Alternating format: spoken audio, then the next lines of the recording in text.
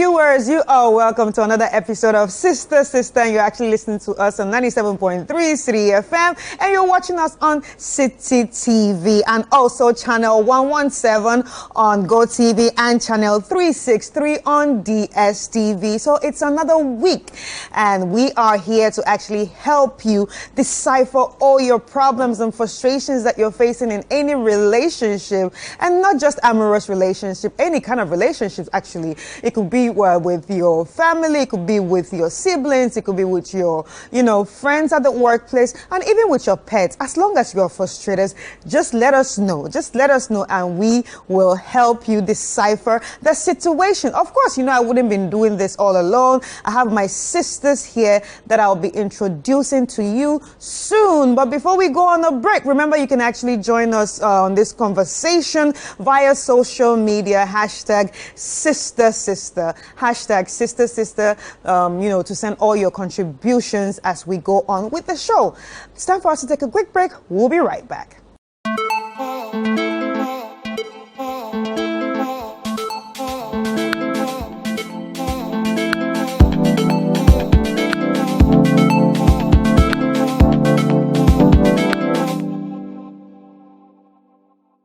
All right, you are welcome back, and we're still here on Sister. So it's time for me to actually introduce my sisters. My sisters are all looking beautiful, colorful. We even have a new addition.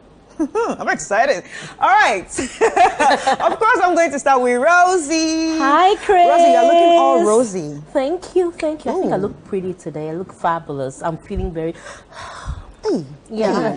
My sisters are not easy. Yeah. Like, they're not easy. Yeah. They're not easy. Come to play. A moment of vanity. All right. You're welcome, Rosie. Thank you. And of course, thank you. And of course, the birthday girl. I mean, we're still in your birthday week here. So happy belated birthday, Felicia. This is a birthday dance. All right. So what did you do on your birthday? So, the first thing I did was take time off work because I really needed a break.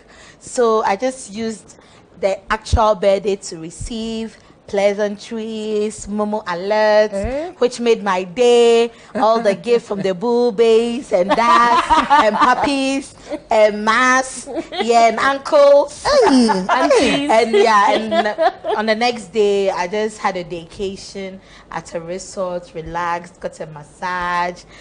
Took it all in. Yeah, you're spoiled. Yeah. I'm set some jealous. goals for the new year. That's nice. Wow, I like that because it's a new It's a new year for me. That's nice. And joining us is a friend, a sister. I didn't know I was going to see her here, but when my producer told me that, okay, there's going to be a new person, I was like, ooh. And I just saw her at the gate. I was like, Apolline!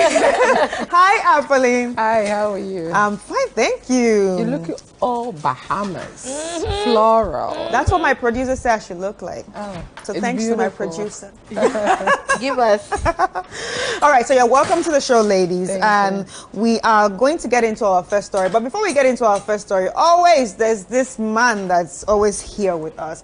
And he's not just here, contributing, but he's also making sweet cocktails for us while we discuss, the letters that our viewers have sent. And it's no other person than Bruce of Bruce Services. Hi, ladies. Yes. All right, so Bruce. Today, you are rocking Bahamas. Yeah. So we are in the tropics today. Okay. So what are you making? What's the name of the drink? So it's called Tropical Blue. Tropical Blue Crush. Yes. Okay, that's a lot. Make mine special because I'm still in the birthday. Oh, wait. My birthday is Sunday, so I got Double you. dose. All right.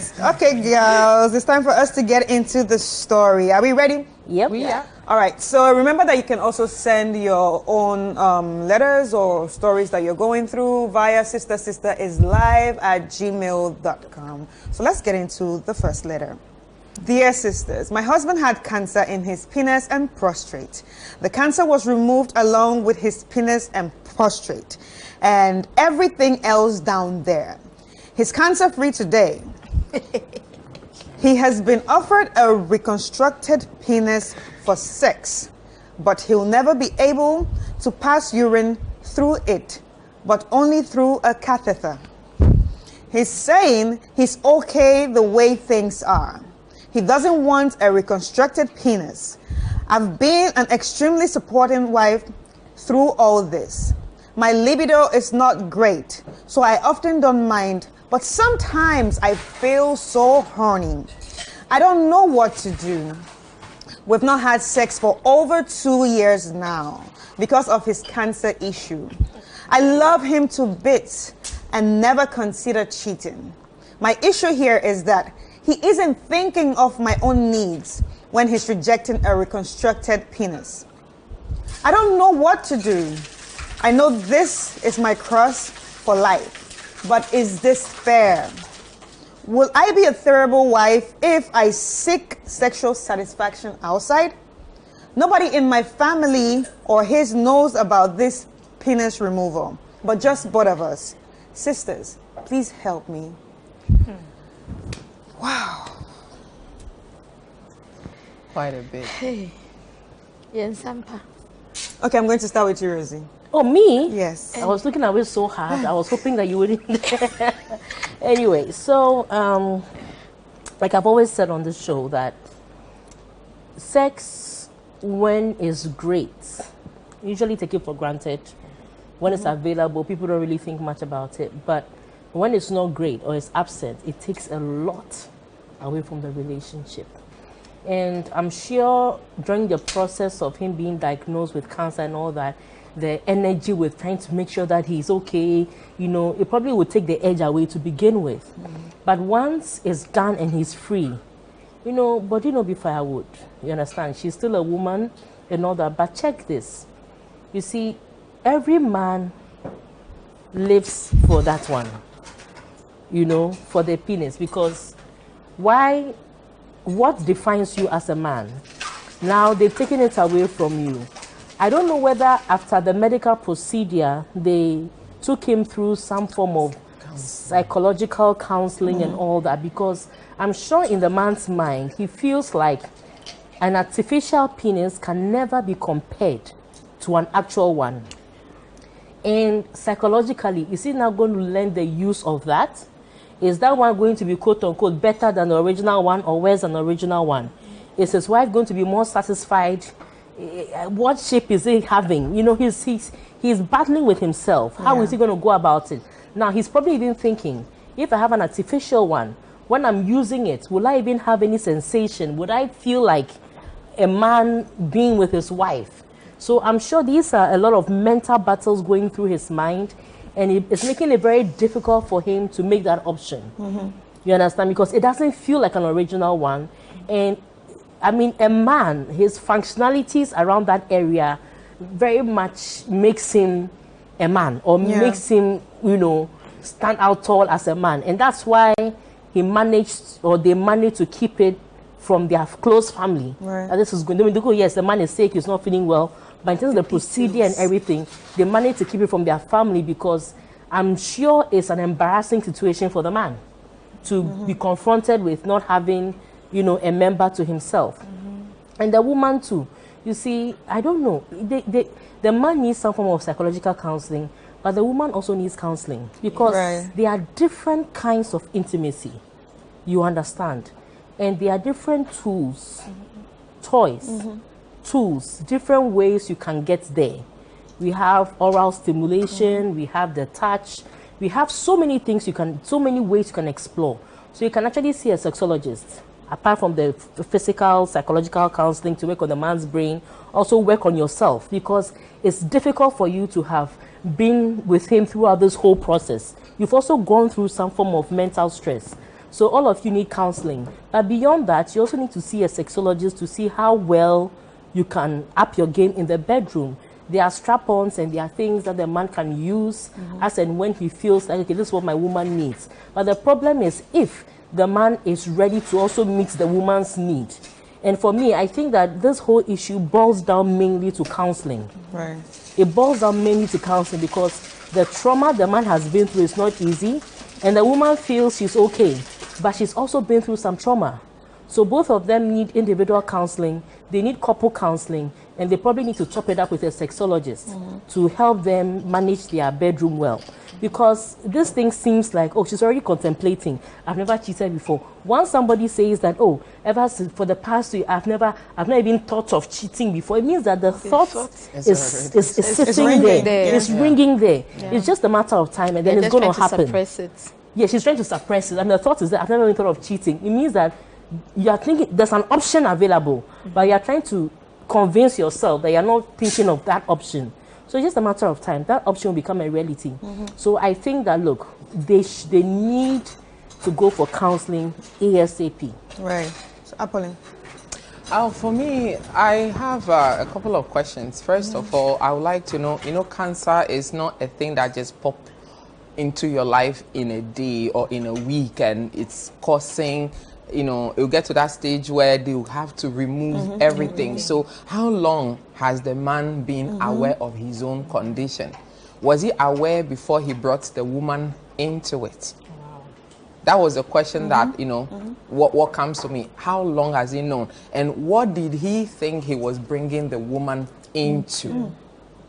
So now they are married. So the basis of that alone gives me a little air of selfishness on his part. Because you're bringing somebody's daughter into a home. You take her from her family with the promise of giving her a home. But what is the home you are bringing her into? If you knew your condition, for the family to also not have known up until this point, he is good at keeping secrets. He brought the woman into it only to come and open her to like her own death sentence. And once you go through the marriage process, you are in.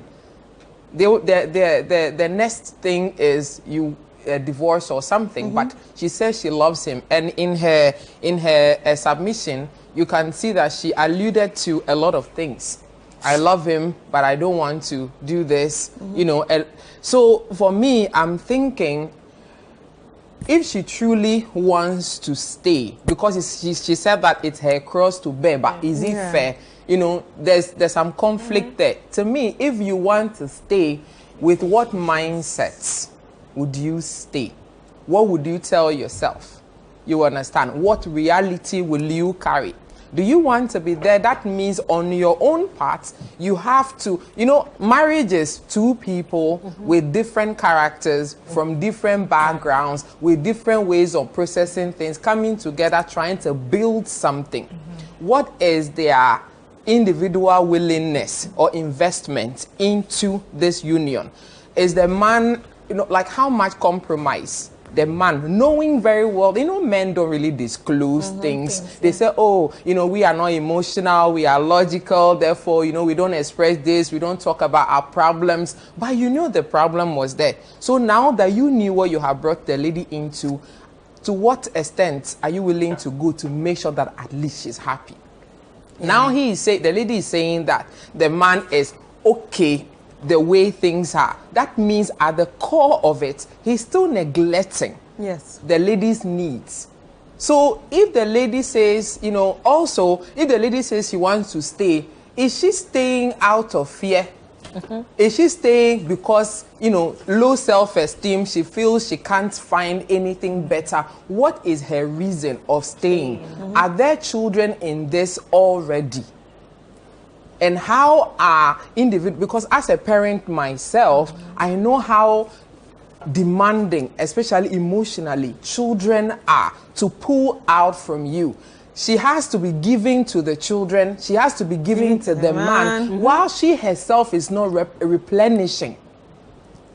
It's just a matter of time that she herself crashes.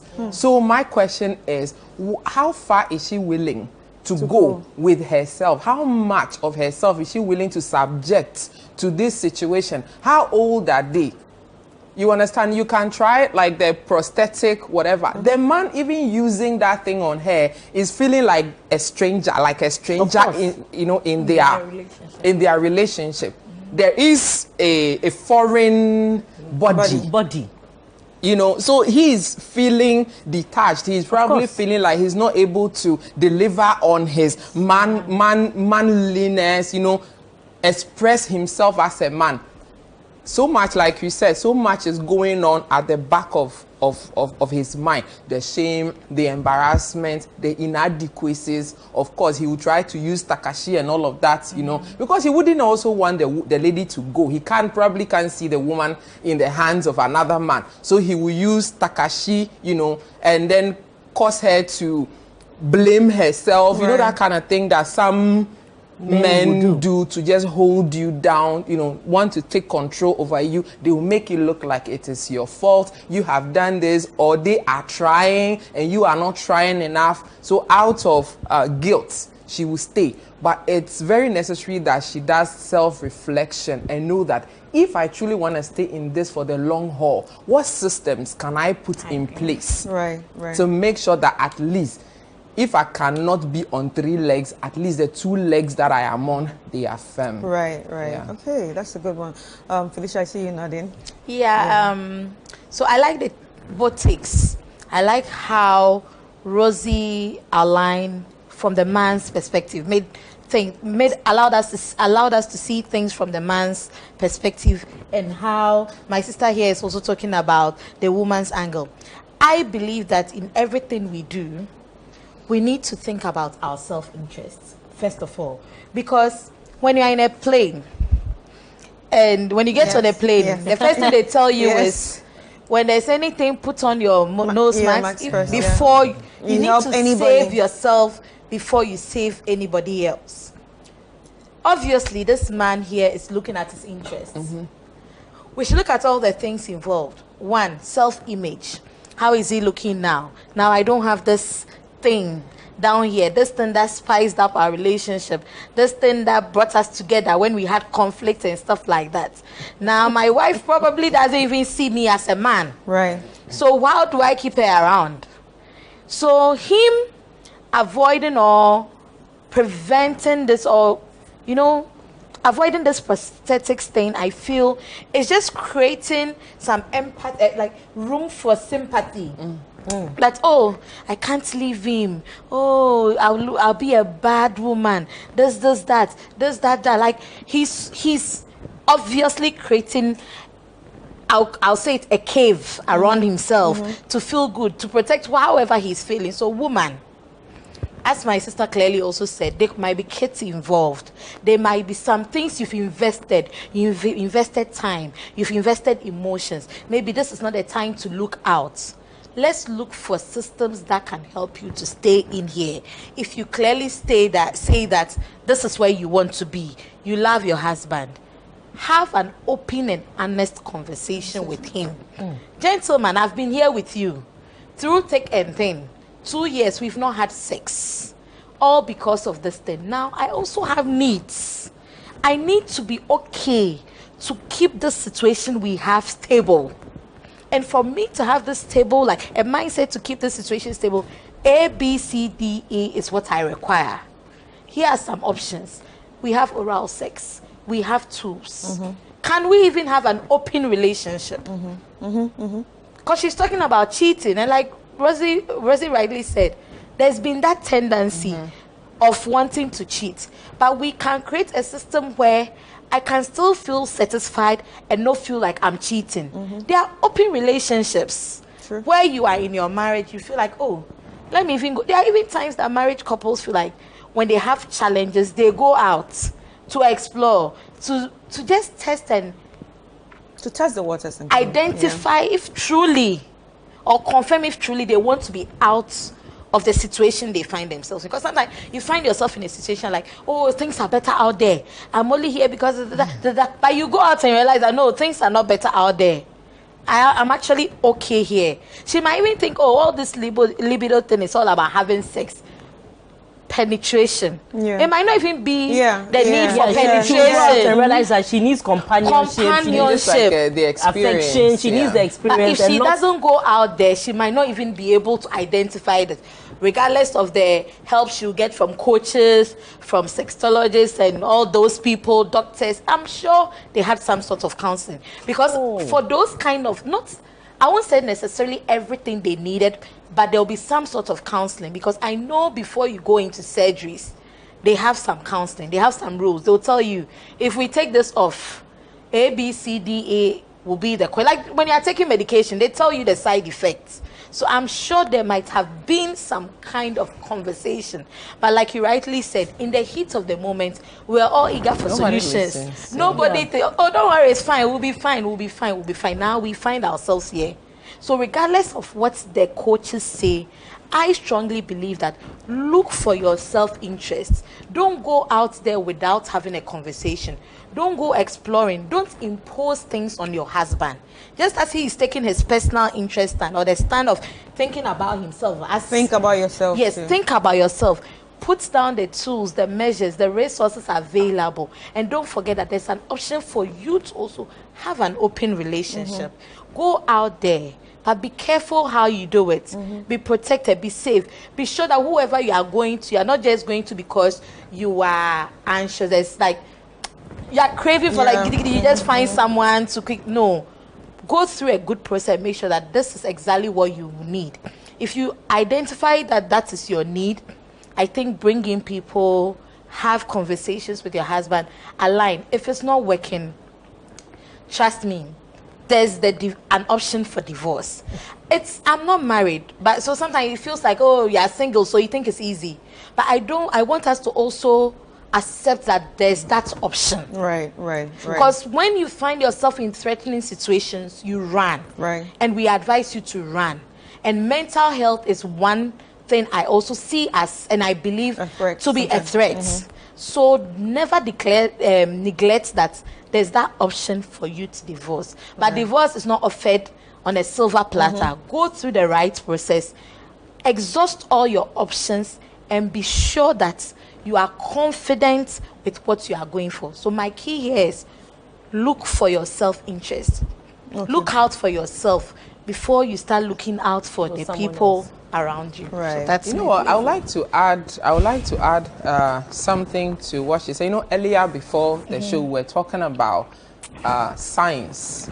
You always notice something that relates to whatever situation that you're going to get into. When you watch a little child, you realize that the same thing that you beat a child or you try to correct a child for, like has a baby stage. That same character grows through the stages and gets a degree. That same character gets to the PhD level. So through Don't scare me. Don't scare me. Please don't scare me. look, I say, look, even as a grown woman yourself, there are certain things that you've been struggling with as a child, and you know that there are still traits of that in your system. We're still trying to grow through it. Yeah. During the dating process, this woman must have had certain encounters with this man, with relation to bedrooms. The man might have given her an excuse. Oh, I'm not feeling good, knowing what he's going through. But the lady might have just taken her, oh, he's tired. Oh, he's trying to marriage, sex, sex after marriage and stuff like that. So the signs are always there. That's what I'm saying, that as women, we should always connect to that God-given instinct, our gut. It's always talking to us. A very wise person told me that you don't go into marriage to go and learn. You don't go into marriage to go and now learn how to be. You must already be a wife before you become a wife. And being a wife, it's living in that space, knowing very well that whatever I'm going to go into, it might look rosy from outside, but once you walk in through that door, anything can happen. When you are ready with that and you go into it, whatever you go and open the book of marriage, whatever you are dealt with is what you stick with. Somebody, a certain lady I heard, she thought she was getting married to like a billionaire. But see, a month or two into that marriage, the man fell sick. And literally their entire years together was spent in the hospital. Wow. The money was there, but she did not get to enjoy, you know, the marriage. Did she know she was going to get into that? No. That's why before you get into it, before you are in. You are not going to be in to learn, like we say, learn on the job. No, you go into marriage to go and do. So what you already know, who you already are, is what you are going to express. And that includes your ability to resolve problems outwardly and even inwardly. When there's a situation on the table for you, when your kids are sick, at the same time your husband has to travel and you are in the middle, do you have the calmness, the capacity to handle what it's called marriage before you go into it? And now, can you ever be fully prepared? No, let you can never fully prepare. But what I'm saying is that I'm doing this to all of us and to the women out there. These days, we don't even consider these things. We just go into it because of Instagram pictures. We go into it because this person can afford this.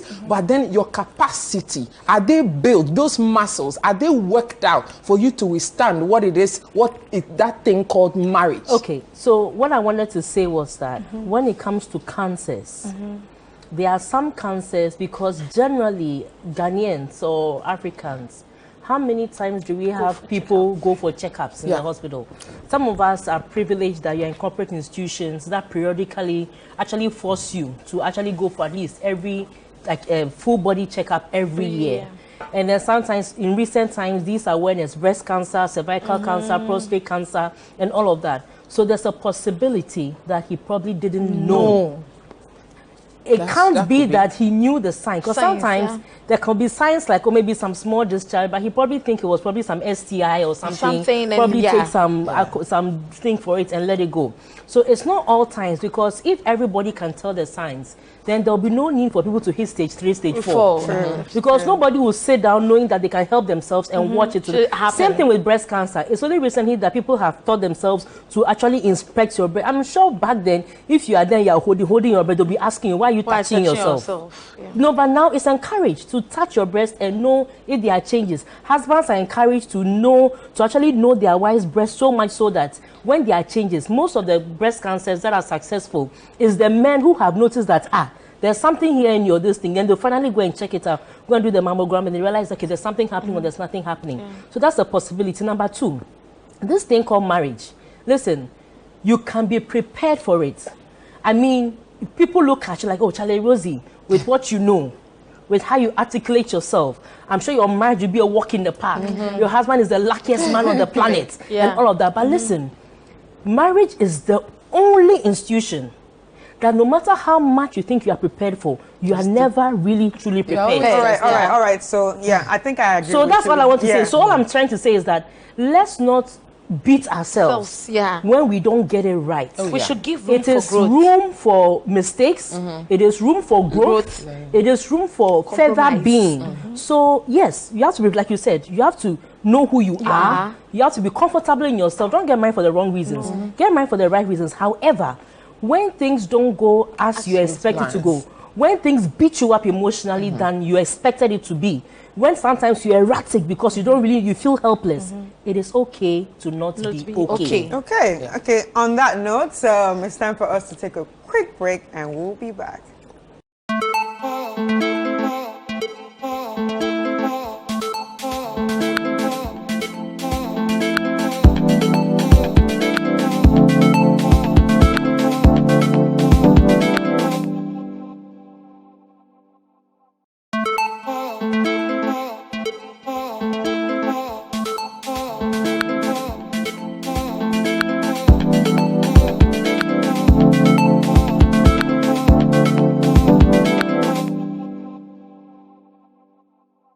Welcome back, viewers, and if you're just joining us, this is Sister, and of course we are unpacking some of your letters, and especially having to do with, frustrations that you face in your relationship. So we've seen the first letter and it was very, very packed. And we, tried our best to unpack it the best way we know. So it's time for us to get into our second letter. And if you want to join us on the conversation, all you need to go to Twitter or Facebook with the hashtag #SisterSister and join the conversation.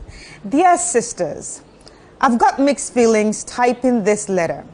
A very young girl of not more than 20 years, a girl who calls me mommy and kneels to greet me, walked up to me in church and started apologizing for what I had no idea about. It felt strange, and she kept saying, I love your daughter so much. I started getting scared because she plays with my daughter a lot, and I'm afraid she did something horrible. Then she said, it's your husband. I have been to your house a number of times. I had no idea she even knows my house, in quote. Apparently, she has been sleeping with my husband. And the girl ended up saying, I don't want to do this again, but I'm not sure your husband is willing to stop. I smiled and told her it was fine. And I left because there was a crowd in church.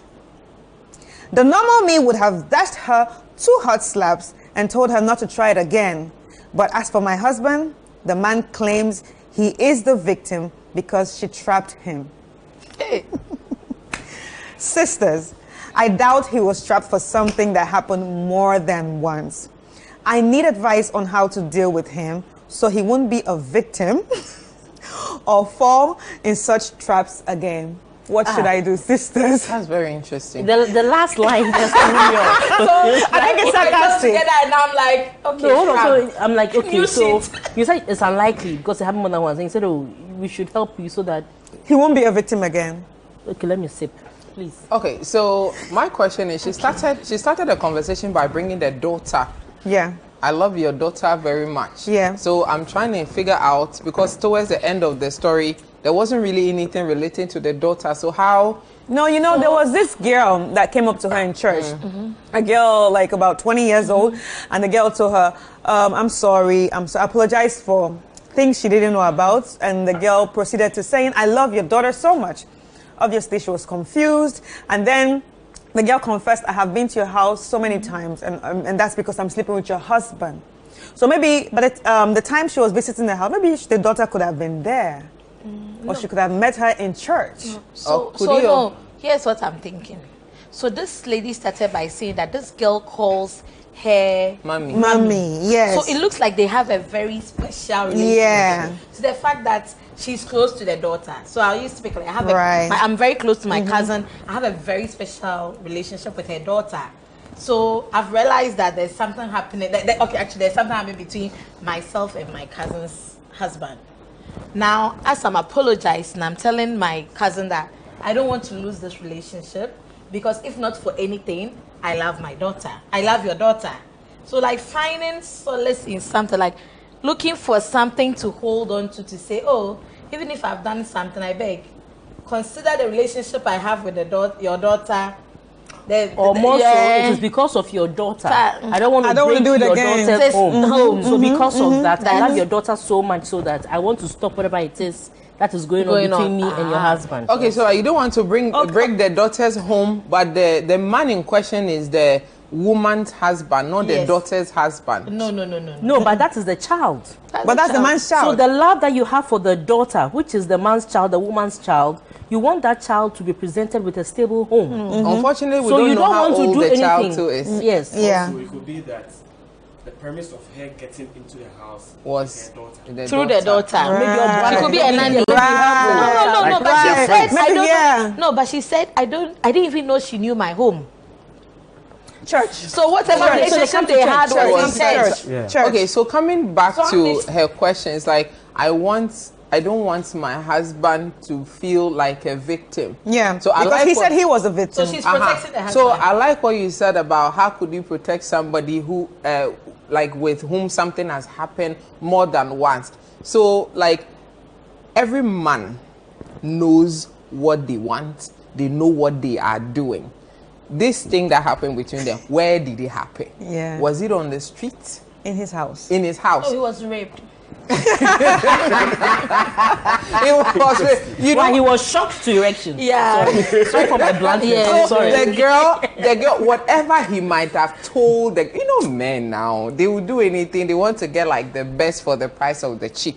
As long as it's available, they will tap on that. You have to think about it. they will tap on that. So what did he tell? Who is the seducer here and who is the seduced? Obviously, the man is way older than this girl. Yeah. So he must have told the girl something that led the girl to the house. If the girl didn't know the house, who showed her the house? That's my point. And then they go into the house. It started from the living room. And something found its way past the stairs to the bedroom. and then things took it themselves off. CCTV in the man's house. She has access to it. And the room was too hot. Say again. Do you get what I'm saying? And this happened once. He enjoys it. The girl didn't talk, so he thought he had his way, and then found another time, got another excuse, got her there. They were both enjoying. So you see, maybe it has gotten to a point where the girl is filled with love. Now she's demanding more, and the man say, "I can't give you more," and maybe there's some brewing wahala. That is why she must have come to bring it to the woman now. Perfect. Or even Perfect. she's even pregnant. Do you understand? Something is coming, and she knew that if she's not, the man will not talk. So if she did not find a way to approach the woman, she will be left out. But like there's a lot of from in the relationship. She's not ready to lose it. Benefiting or about to. And she knows that like this woman cannot be there with because of my relationship with her. I have to find a way to make me like to save myself. Do you understand what she's doing? She's actually trying to save herself and make herself look like I'm the good girl here. And I'm the victim. I'm the victim. And then the man too, the woman want to protect her home, especially in the confines of a church. You know, church is actually like a mental hospital, if I would say. Everybody goes with their problem to pour it on the altar of God. So that's why there are usually a lot of judgments like in the church. Everybody with their cuckoos come there for redemption, right? They come for their redemption. So now she wouldn't want to break it there. And at the same time, she probably wants to save her home, the image of her marriage. Maybe she's an elder in the church and all of that. So she will say, let's do it. But we women should stop being naive. That our husbands will not do some things. They are men. They are wired a certain way. You understand? Find a way to talk to your husband, and then talk to your husband knowing that the first thing he will do is Are you deny. talking about talking here? No. Like if somebody brings something to you about your husband, you're not just going to get up and then. I understand you, but Felicia has a different plan. Talking drastic. Don't worry. I hand it over. Are you talking to talk? Tell us what you're hand doing. it over. Talking in this situation. That Anthony. People don't remember that Anthony. I'll kill you slowly in that house. It's going to be based on what? You at least need to investigate. You need to investigate. Investigation will happen, but there's no talking here. There are some situations that you don't open conversations. I get so upset. You don't know what the truth is, sister. There's no smoke without fire. There's this description I always give. If I come to your community and I say I'm looking for someone who sells oil, will you take me to a rice seller? No. Why won't you take me to a rice seller? Because everybody knows the person that sells the oil. Oil. So I can't frame stories. I can't make up stories when there's not been like a premise. There's not been an instant that gives me a hold, or that gives me something to hold on to build a story. So I mean, there was definitely some smoke. There was definitely a smoke. So I will do my investigation. Because there's men like this saying, immediately you open dialogue, they will find a way to manipulate you. First of all, this woman is thinking, the girl is the one you know, doing this to the husband, instigating this relationship and everything. As for me, my method is I'll sit back and set my, you know, instruments, things I need to gather the information I need. Luckily, my daughter's name was mentioned. Oh, how many times the auntie comes to the house? I'll definitely gather my story. When I gather, I'm not opening conversation, my darling. First of all, the relationship you have with this girl is questionable. She's a young girl from church. Why are you taking advantage of that relationship? If truly the church is a safe space, is that place where people bring their problem, why would an older man like you have a relationship with a young girl that I don't know anything about, to even create an instance for her to come up with a story like this? Right? Oh, that Anthony will do the job for me. We'll be in the house. I will gather all the things I need to gather. I will position myself in a place where if I want to boot, like, bah, running, and I'm gone. I would than Chini. You know the beauty. But you see, I think that, you see, I can understand. I perfectly agree with her, but I can understand where she's also coming from. Because you see, it's high time when you're a married man, you should know that the fact that you have chosen to declare to be married to a particular person and you have signed under the ordinance or it's a civil marriage, there are certain things you should, it cannot be seen as business as usual. Your engagements with other females should be done properly. So for if you're a single guy, you can go around hugging all the girls, hey baby, baby, baby, kissing, you know, they'll just say, Charlie, this girl, this guy, he's nice with the guys. But once you get married, you need to put a hook on it. Sweetie. And that is where your point comes in. That listen, she came to the church. This girl is a young girl, 20 years old. Now, what kind of comfort do you give a 20-year-old girl to be able to come to your house when your wife doesn't know about it? For her to be able to say this, but I completely agree with that session that, look, the relationship is ongoing. And the girl is demanding more from the relationship that she has with the man. And the man is not willing to give it to her because most married men too, even though they do foolish things, they know the place of their wives. And they know whether they want to really spend time with their wives or not. So you can see a man who misbehaves, and when the wife says, I'm ready to go pay, they will do the right things to make sure the woman stays. Because they know that they cannot live without the woman. But it's like, they say the things to be able to get into the pants of other women. Of course. Now the other women start thinking that they are so valuable because of the lies they are being fed by these married men. So I have a feeling that it's a ploy. Now, let's start with the location for the dissemination of information. She chose the church. Because she wouldn't, and like she rightly said, the woman is probably a big woman in church. So she can't afford to, react. Number two. And she even said it. And number two, she said in her mind, she would have slapped her. That means that whatever the woman told her, the girl told her, it was so compelling. Now, number three, when she went home, then the man decided to gaslight her. To make her feel, and now all of a sudden, she feels like the man is rather the victim. Listen, the way the male organ is designed, one woman cannot rape a man twice. Nope. Oh yeah.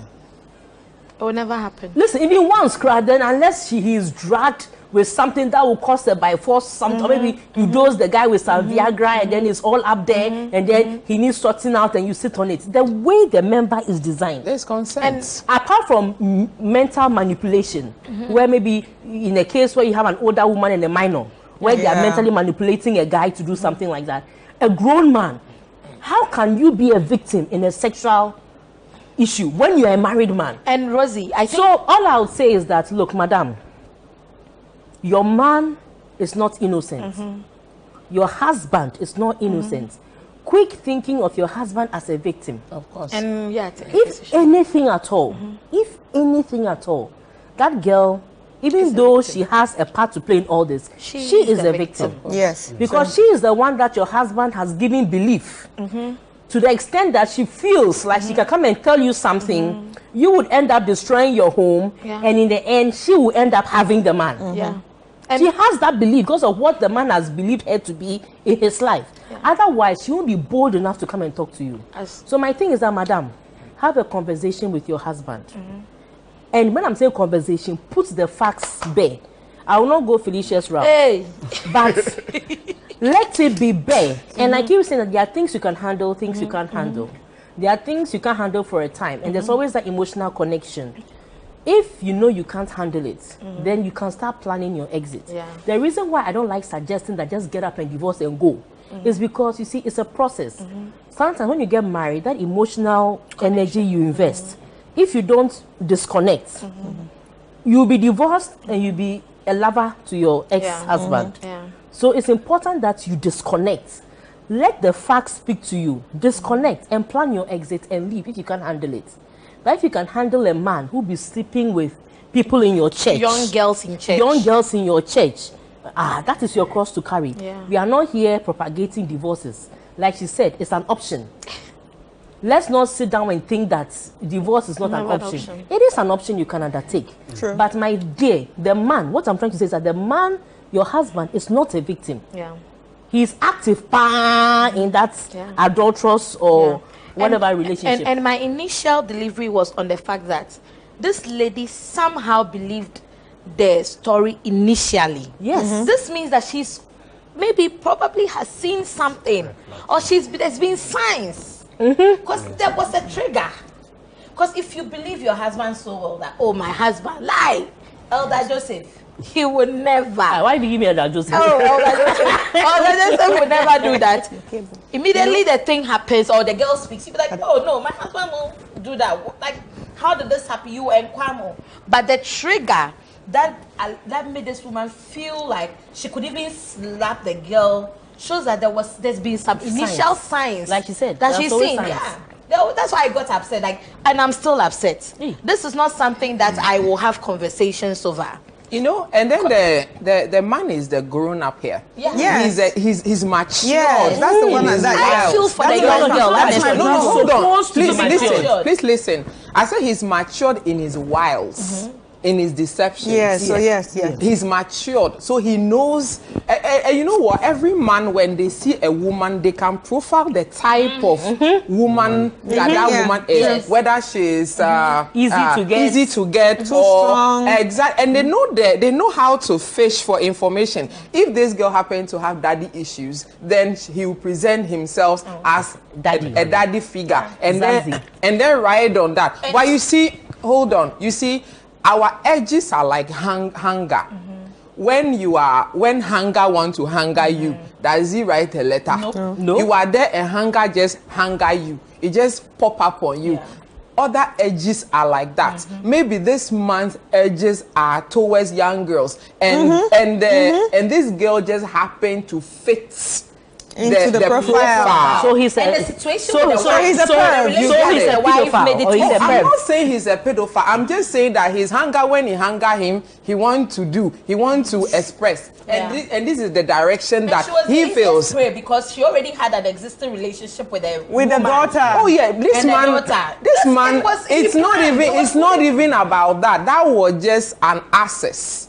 It was just an access point. But it's more about his own character. What is inside him that eats him up, and what is inside him that needs expression.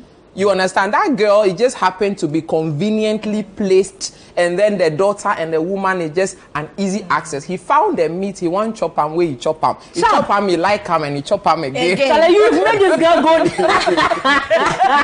you want us to be having conversation with this man. Oh no. Fire him. Okay, all right. So lastly, let me ask you, Bruce, what do you think? This one is hard for you. It's hard, eh? Yeah, because this man didn't do well. Right. Yeah, he didn't try. So do you think the girl manipulated him? I don't believe so. Every man has his preconception Yes. about whatever he wants to do. Even if it's not a young girl, whatever you want to do, you know what you are going into. I say that all the time. So I wouldn't believe it's the young. She just fall prey to the man. Yeah. And the lady should talk to the husband. Right. I wouldn't go Felicia. That route, yeah. That's too harsh. But you have to first find out the truth, like Rose is saying, and then on that basis, you can either choose to leave. Right. And you know, somehow too, I think there's a good in this. There's a good in this because I was watching a documentary, like in the US documentary, where a certain man was caught are on the street about to pick a 14-year-old boy. And they've been married for all this while. The wife never knew that this man had urges for little young boys. You understand? And then they were in a marriage like that. So for things like this to happen, maybe she has never found out or even had the inclination that this man is able. So this just is like the man's cup is full. He's been exposed. So somehow it's good for the woman to get to meet the real man behind her man. I agree with everything you guys have said, and I want to say thank you. Thank you so much. Thank you so much for all Thanks this. for the opportunity. And yes, and all I'm praying for right now is whoever sends this message, I hope you are watching. I hope you are listening, because there's so much to unpack with everything that we just said. Like, we can't pretend that you will not take one or two things from what everybody said. So once more, thank you, sisters. All right, it's time for us to go on a quick break. We'll be right back, and I will be giving my own contribution. We'll be back.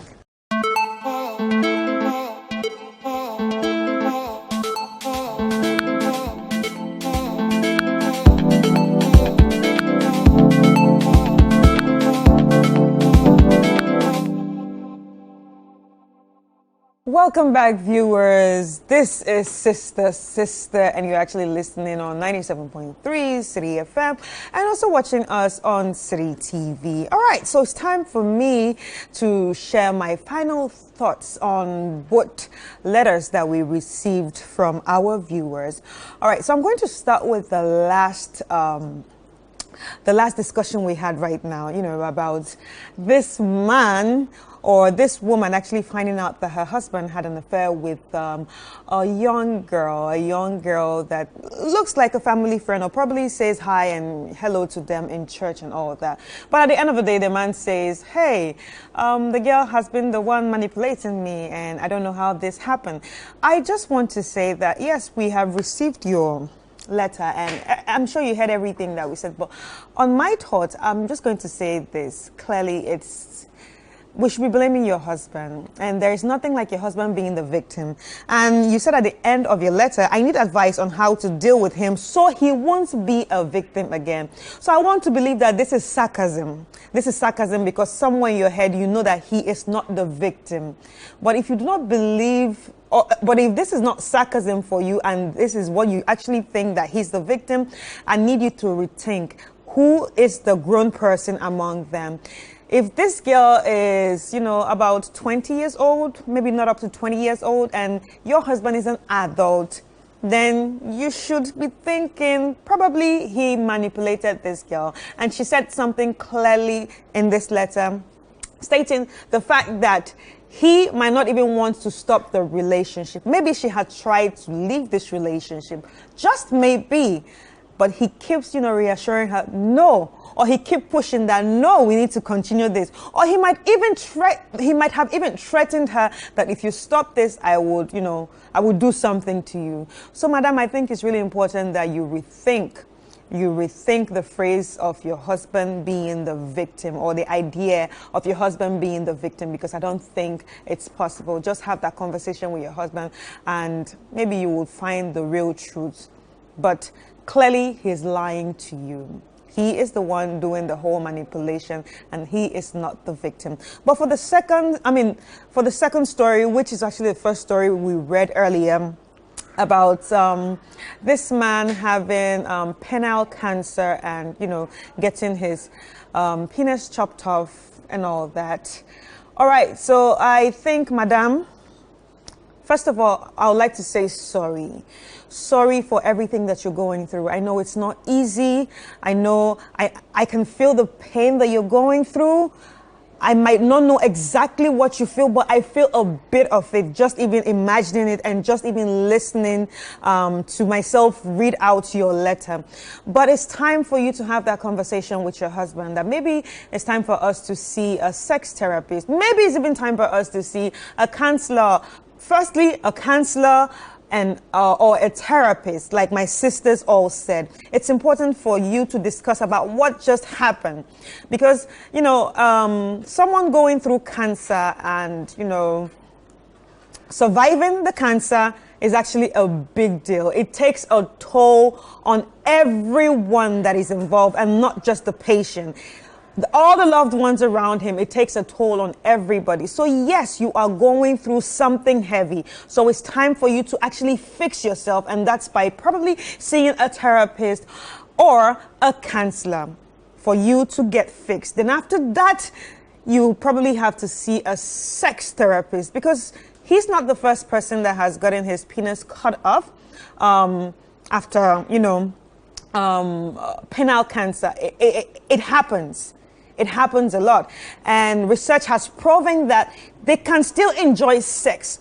Couples who have gone through this situation can still enjoy sex. So it's just about talking to the right people and also having that conversation with him, for him to have an open mind to discuss with professionals that would, share with you ways, or find ways that is, suits you. It could, like one of my sisters actually talked about open relationship, but I'm not going to go on that route yet. Maybe try toys. Maybe find other ways that, gives you orgasm. There are different things that you can actually do, and penile, whatever, is not the only way someone can actually get an orgasm. There are other ways that people can get orgasms when it comes to sex. It's just about finding what works for you. And if he is not open to this, idea of talking, seeing a therapist, seeing a counselor, and seeing a sex therapist, then you should make your own decisions, because I think you have tried. And obviously from your letter, it shows that you also want satisfaction when it comes to sex. You also want to be touched. You also want to have sex. You also want to feel an orgasm, especially for the fact that you haven't done that in 2 years. You are lacking something. And you have shared with us that you really want that thing and you miss that thing. So if you have the conversation and he refuses to see a counselor, and he refuses to see a therapist, and refuses to see a sex therapist, I think there's no need for a pity party. I think there's no need to stress yourself, because you also matter in this situation. You have tried. I don't want to sound like a wicked person, but realistically, you have tried. So just do what we asked you to do. I mean, everybody said the same thing. So it's just up to you right now, really. It's just up to you to talk to your husband and try and explore all these options that we have put on the table for you. And I'm sure you will be fine. You will definitely be fine. But then, I hope you got something from everything that the sisters actually shared, because I did pick a lot. I did pick a lot from everything that the sisters shared. And I hope you viewers actually enjoyed the show, because I also did enjoy the show. I want to say a very big thank you to Bruce of Bruce Services. The cocktails were lit. Was very, very, very lit. And also remember that you can also share your own frustrations or vent through sisterislive@gmail.com. sisterislive@gmail.com. And also, if you want to join the conversation anytime that we're on air, it's just about going to Twitter or Facebook with #SisterSister, #SisterSister, and share your thoughts with us. Thank you so much for joining us. My name is Chris Carter, and this has been Sister Sister. See you next week, same time, right here.